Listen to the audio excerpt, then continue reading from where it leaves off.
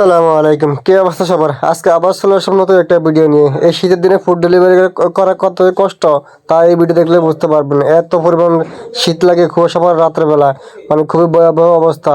শীতে পেটের দায়ে করতে হয়, কি আর করা, ডেলিভারি করতে হবে, না হয়তো পেটে বাজ উঠবে না, পেটে যে আমাদের খিদে বেশি। যাই হোক, তো প্রথম অর্ডার পেয়ে গেলাম সুলতান রাইস। তো সুলতান রাইস চলে যাচ্ছে।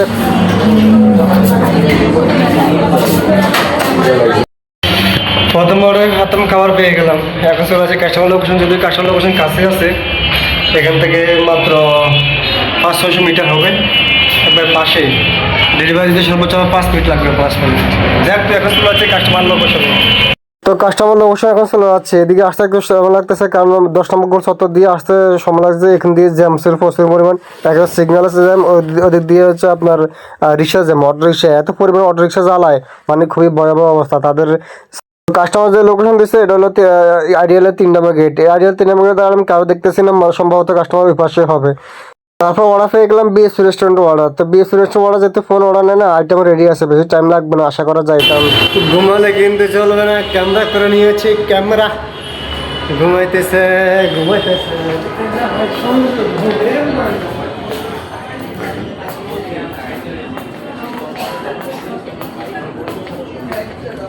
যাই হোক, যে কথা সেই কাজ, বেশি টাইম লাগে না, তাড়াতাড়ি দিয়ে দিচ্ছে। রেডি খাবার ছিল তো, আর ওদের চিকেন আইটেম বেশিরভাগ রেডি থাকে।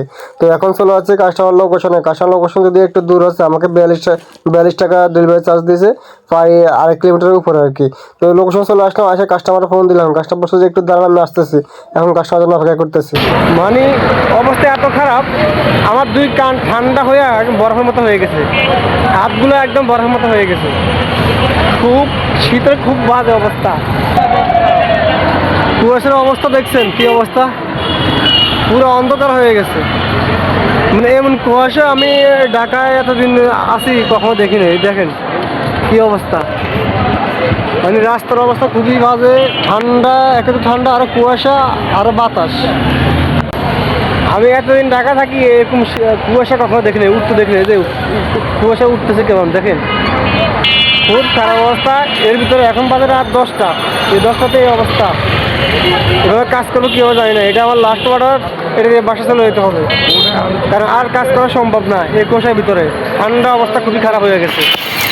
যাই হোক, রাত যেতে বেশি হয়ে গেছে, ও শীতের পরিমাণ বেশি বাইরে গেছে, কুয়াশা প্রচুর পরিমাণ পড়তেছে। তো বেশি কর থাকা যাবে না। এটা লাস্ট অর্ডার বার্গার স্পেস চলে আসলাম। বার্গার স্পেস ফোন অর্ডার দিয়ে দিছি, এখন তারা খাবারটা রেডি করবে, এটির জন্য অপেক্ষা করতেছে।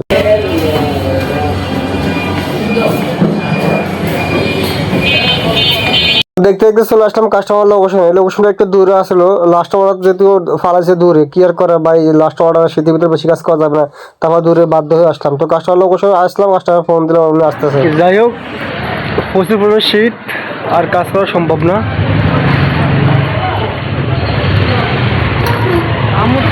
এখন চলে যেতে হবে বাসায়।